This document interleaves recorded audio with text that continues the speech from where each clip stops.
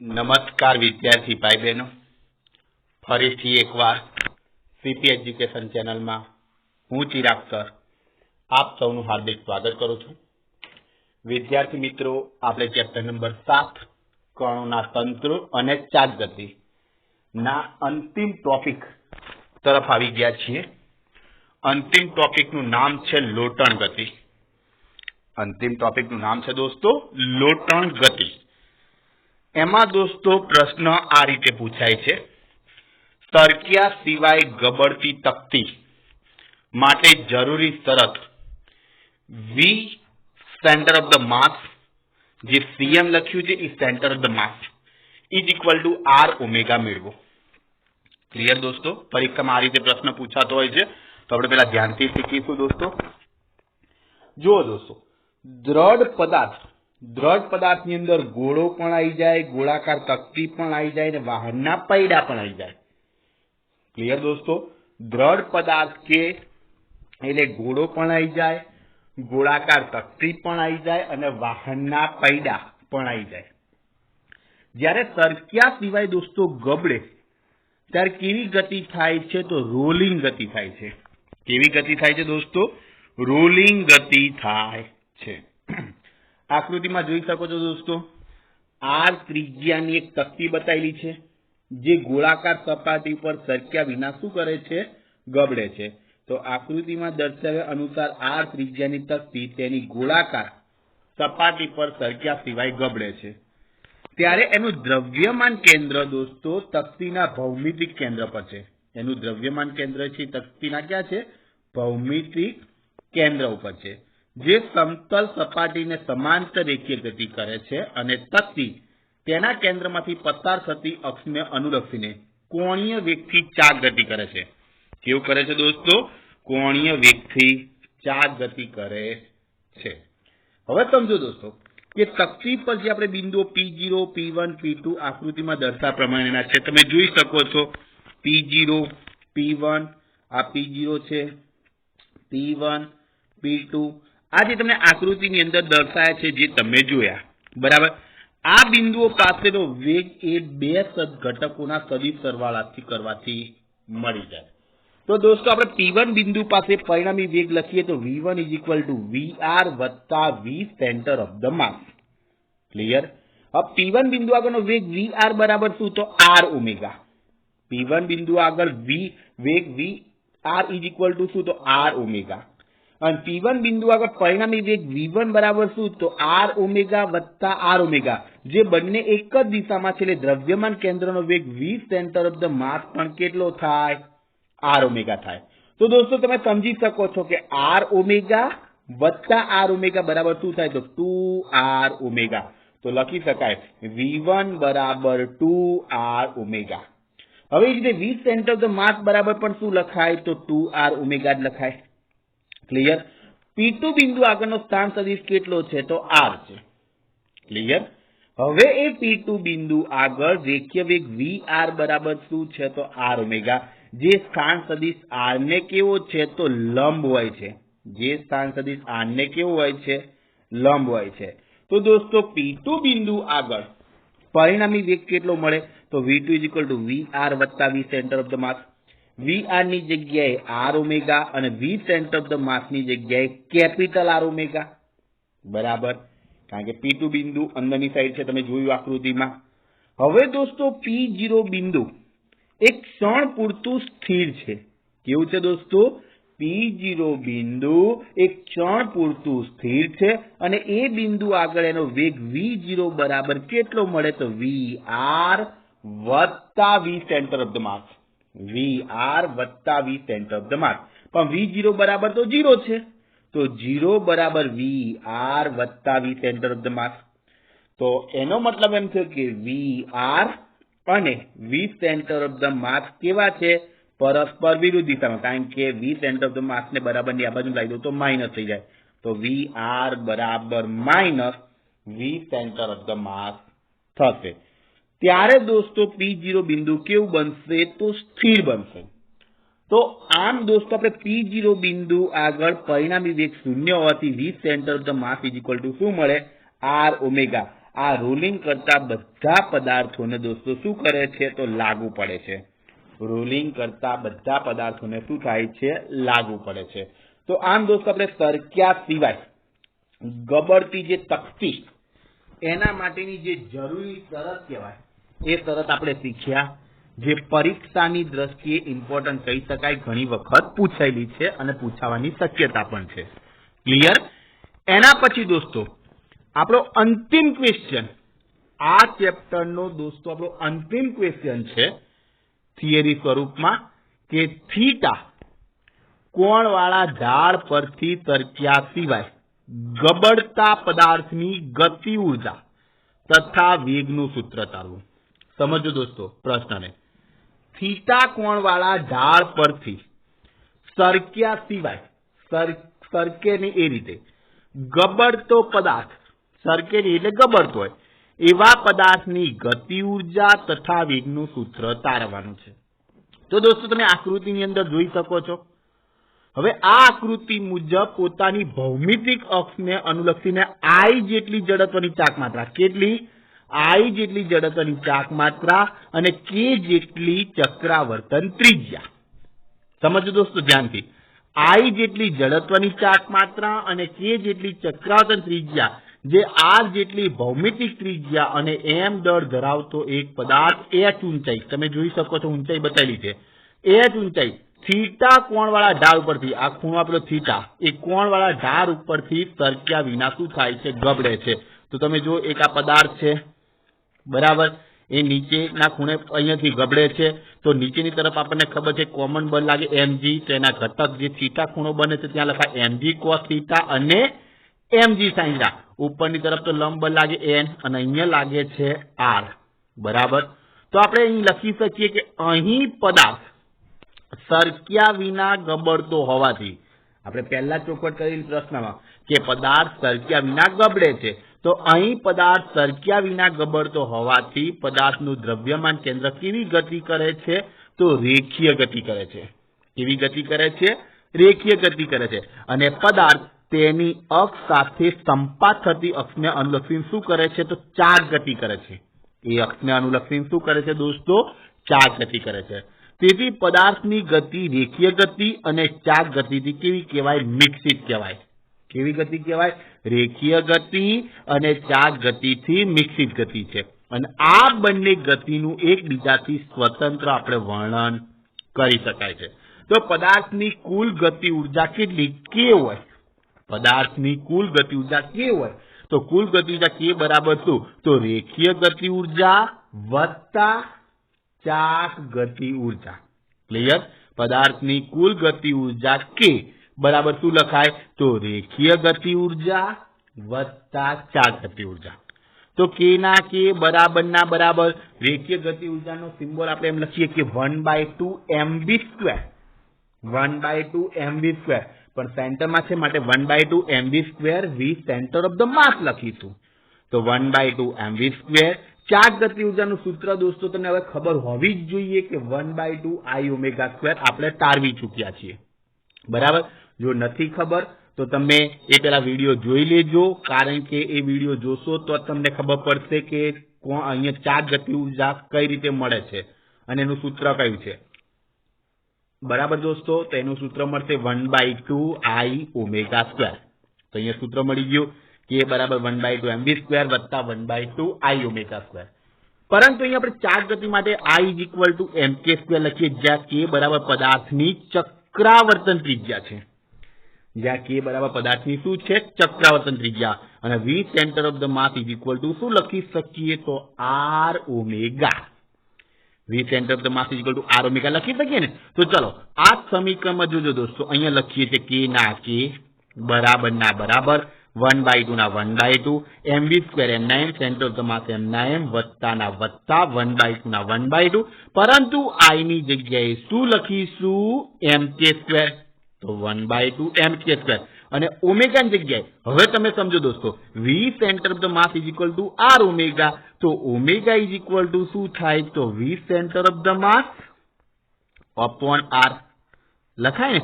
v centre of the mass upon r. પણ અહીંયા ω² છે, તમે જોઈ શકો છો સૂત્રમાં. તો तो अहींया शुं थशे v square centre of the mass upon r square, v square centre of the mass upon r square थशे। समझणुं? क्लियर? ओके। एना पछी k ना k बराबर ना बराबर 1/2 mv स्क्वेर कॉमन निकळे ने बंने बाजू छे। ओके, तो पहला पद में कई ना वध्युं, अलग मार्कर लई लो। जो पहला पद में कई ना वध्युं तो 1 लखाय। अहींया 1/2 mv square centre of mass common निकाळी तो शुं वध्युं k स्क्वेर अने r स्क्वेर वध्या तो शुं लखाशे k स्क्वेर भाग्या r स्क्वेर थशे ने 1 + k स्क्वेर भाग्या r स्क्वेर। तो आखुं सूत्र केवी रीते मळशे दोस्तों? k = 1/2 mv square centre of the mass कौंसनी अंदर 1 + k स्क्वेर भाग्या r स्क्वेर, जे शुं छे तो गबड़ता पदार्थनी गति ऊर्जानुं सूत्र छे। जे शुं छे दोस्तों? गबड़ता पदार्थनी गति ऊर्जानुं सूत्र छे अने ए तपती, नळाकार, वलय अथवा गोळा आना माटे लागू पड़े छे। क्लियर? तेना माटे लागू पड़े छे? तपती, नळाकार, वलय अथवा गोळा एना माटे लागू पड़े छे। हवे दोस्तों जे पदार्थनी गति ऊर्जा k छे एने स्थिति ऊर्जा mgh साथे सरखावो तो k नी जग्याए लखूं दोस्तों आ समीकरणमां mgh बराबर ना बराबर 1/2 ना 1/2 mv स्क्वेर ना mv स्क्वेर कौंसनी अंदर 1 + k square upon r square. कोकना v centre of the mass ની જગ્યાએ v કેમ લખ્યું? તો અહીંયા લખ્યું છે કે v centre of the mass બરાબર v લેતા। तो mgh = 1/2 mv स्क्वेर कौंसમાં 1 + k square upon r square થશે। क्लियर? तो दोस्तों અહીંયા તમે જો v स्क्वेर ने કરતા બનાવો તો જે 2 ભાગાકારમાં છે ક્યાં જાય? ગુણાકારમાં। બંને બાજુથી m ઉડી જશે તો 2 ગુણાકારમાં 2gh અને 1 + k square upon r square ક્યાં આવી જાય? ભાગાકારમાં। तो v स्क्वेर = શું થાય? 2gh ભાગ્યા કૌંસની અંદર 1 + k स्क्वेर भाग्या r स्क्वेर થશે ને? ફરીથી જોઈ લો દોસ્તો, v स्क्वेर શોધવા માટે 2 ગુણાકારમાં ગયા, બંને બાજુ mm ઉડી ગયા તો 2gh કૌંસ નીચે આવશે 1 + k square upon r square. तो ગબડીને ઢાળ તળી આવતા પદાર્થનો વેગ v = શોધવું તો બંને બાજુમાં વર્ગમૂળ લેવું પડે। તો v = શું થશે? 2gh ભાગ્યા 1 + k square upon r square એની કઈ ઘાત? 1/2 તેની ઘાત મળશે દોસ્તો 1/2। ક્લિયર? તો આમ થીટા કોણવાળા ઢાળ પરથી સરક્યા સિવાય ગબડતા પદાર્થની ગતિ ઊર્જા તથા વેગનું સૂત્ર આપણે તારવી દીધું છે। હવે દોસ્તો આપણે એક થિયરી પહેલા થોડીક એક જોઈ લઈએ જે આપણે આગળ કોણીય વેગમાન આગળનું જે ભણ્યા હતા કે સ્થિર અક્ષને અનુલક્ષીને ચાર્જ ગતિના કિસ્સામાં કોણીય વેગમાન L = I ઓમેગા ભણ્યા હતા। એમાં એક આ આપણે બાકી રહી ગઈ છે કે કોણીય વેગમાનના સંરક્ષણનો નિયમ લખો અને ફરતી ખુરશીમાં બેઠેલ છોકરીનું ઉદાહરણ કરજો। આવો કદાચ પરીક્ષાની અંદર દોસ્તો પ્રશ્ન પૂછાય છે તો થોડાક વિદ્યાર્થીઓ કન્ફ્યુઝનમાં આવી જાય છે, માટે આપણે પહેલા આ ક્વેશ્ચન પણ હવે જોઈ લઈએ। આ છેલ્લો ક્વેશ્ચન છે। તો દોસ્તો જુઓ કે સ્થિર અક્ષ ને અનુલક્ષીને ચાર્જ ગતિ માટે કોણીય વેગમાન L = I ઓમેગા આપણે તારવી ચૂક્યા છીએ। बराबर? तो ये लखू सदिश L = I सदिश ओमेगा। बन्ने बाजू में दोस्तों विकलन करूं तो शू थाय? तो dl/dt = I d ω/dt। Clear ने? ओके, तो dl/dt एम I एम पण d ω/dt एना बराबर शू लखाय? तो आपने खबर है आल्फा लखाय तो I अल्फा। तो dl/dt = I * अल्फा। ओके, तो आपने खबर है कि टाउ = I अल्फा है। आपने खबर है कि टॉर्क = I गुण્યા अल्फा। तो अहींया मूकी शकું શું થાય दोस्तों? तो I अल्फा ની જગ્યાએ टाउ મૂકું તો dl/dt = શું થશે? टाउ થશે। dl/dt = શું થશે? टाउ। જો બાહ્ય ટોર્ક 0 હોય તો આ ખાસ જો બાહ્ય ટોર્ક 0 હોય तो जे टाउ छे एनी जग्याए केटला लखाय? तो 0 लखाय। जो बाह्य टॉर्क 0 होय तो जे टाउ छे एनी जग्याए शुं लखाय? 0 लखाय। तो आपणे आ समीकरणमां dl/dt = टाउ लख्યું, अहींया 0 लखी सकीए तो शुं थशे? dl/dt = 0। शुं थशे दोस्तों? dl/dt = शून्य। तो हवे समझो दोस्तों कि dl भाग्या dt क्यारे शून्य होय? dl भाग्या dt એટલે l કોણીય વિકલનનું વિકલન શૂન્ય હોય તો l કેવું હોય? તો તમને ખબર છે વિકલન જ્યારે 0 આવે ત્યારે એ પદ કેવું હોય? અચળ। તો l તમારો કેવો હશે દોસ્તો? અચળ હશે। l કેવો હશે? અચળ। તો અહીંયા લખી શકીએ l બરાબર અચળ। પણ l is equal two i omega પરથી આપણે લખી શકીએ i તો જે જડત્વની ચાકમાત્રા ફિક્સ છે માટે ઓમેગા ઇઝ ઇક્વલ ટુ કેવું આવશે? અચળ આવશે। i ઇઝ ઇક્વલ ટુ પણ અચળ જ કહેવાય। તો કોણીય વેગમાનના સંરક્ષણનો નિયમ લખી શકીએ કે જો દ્રઢ પદાર્થ પર લાગતું પરિણામી ટોર્ક શૂન્ય હોય, આ શબ્દ ખાસ, જો દ્રઢ પદાર્થ પર લાગતું પરિણામી ટોર્ક શૂન્ય હોય તો તે દ્રઢ પદાર્થનું કુલ કોણીય વેગમાન અચળ રહે છે। ક્લિયર? ફરીથી આપણે શીખી લઈએ કે જો દ્રઢ પદાર્થ પર લાગતું પરિણામી ટોર્ક શૂન્ય હોય તો તે દ્રઢ પદાર્થનું કુલ કોણીય વેગમાન કેવું રહે છે? અચળ રહે છે।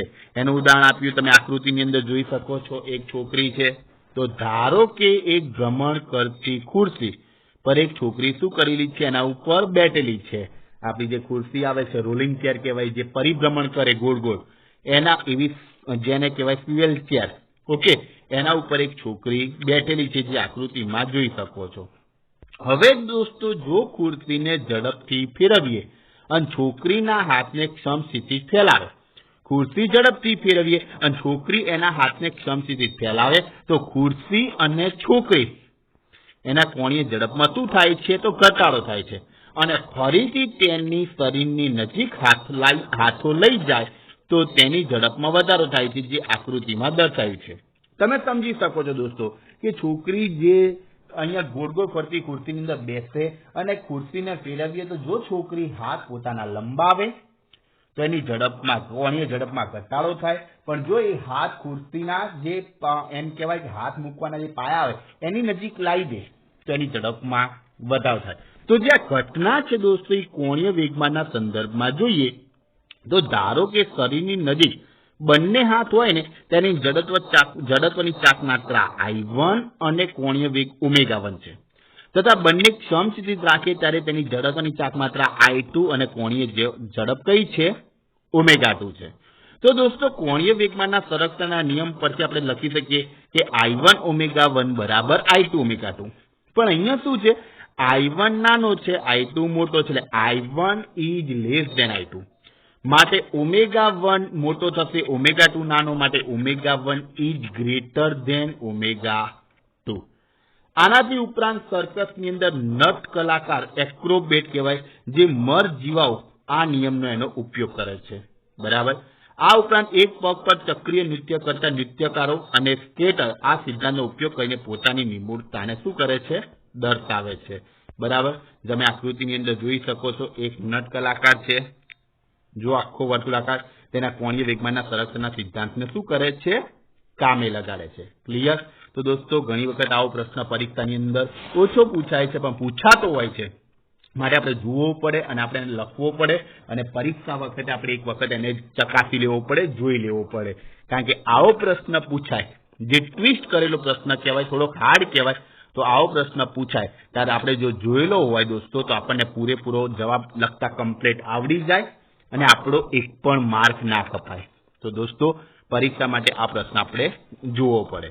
તો દોસ્તો આમ આપણે થીટા કોણવાળા ઢાળ પરથી સરક્યા સિવાય ગબડતા પદાર્થની ગતિ ઊર્જા તથા વેગનું સૂત્ર મેળવ્યું અને આ સાથે આપણા ચેપ્ટરની થિયરીનું સેક્શન શું થાય છે? ફિનિશ થાય છે। થિયરીનું સેશન શું થાય છે? ફિનિશ થાય છે। હવે આપણા જે ઉદાહરણના દાખલા થોડા ગણાયેલા છે, ઉદાહરણના દાખલા જે બાકી છે એ ગણશું અને ત્યારબાદ દોસ્તો આપણે સ્વાધ્યાયના દાખલા કેટલા છે એ પણ હું તમને કહી દઉં। તો સ્વાધ્યાયના દાખલા 1 થી 9 અને 11 થી 21, 1 થી 9 10મા નંબરનો નથી અને 11 થી 21 મતલબ ટોટલ 10 ને 10 20 દાખલા આપણે જોવાના છીએ અને ત્યારબાદ આપણું એક ખૂબ જ મહત્વનું ચેપ્ટર ગુરુત્વાકર્ષણ પણ પછી આપણે ચાલુ કરી દેવાના છીએ। ક્લિયર? તમને ઘણી વખત 2 વખતના વિડીયોની અંદર જણાયેલું છે કે એકમ કસોટી આવી રહી છે, તો દોસ્તો તૈયારી કરતા રહેજો અને તમે તૈયારી કદાચ કરતા જ હશો. ઓકે દોસ્તો, જો દોસ્તો વિડીયો ગમ્યો હોય તો લાઈક કરજો, તમારા મિત્રોને શેર કરજો અને ચેનલને સબસ્ક્રાઇબ કરજો, કારણ કે આવનારા બધા જ વિડીયોની નોટિફિકેશન સૌપ્રથમ તમને મળતી રહે. આપણે નેક્સ્ટ લેક્ચરની અંદર ફરીથી મળીશું. અત્યારે બસ આટલું જ. આવજો.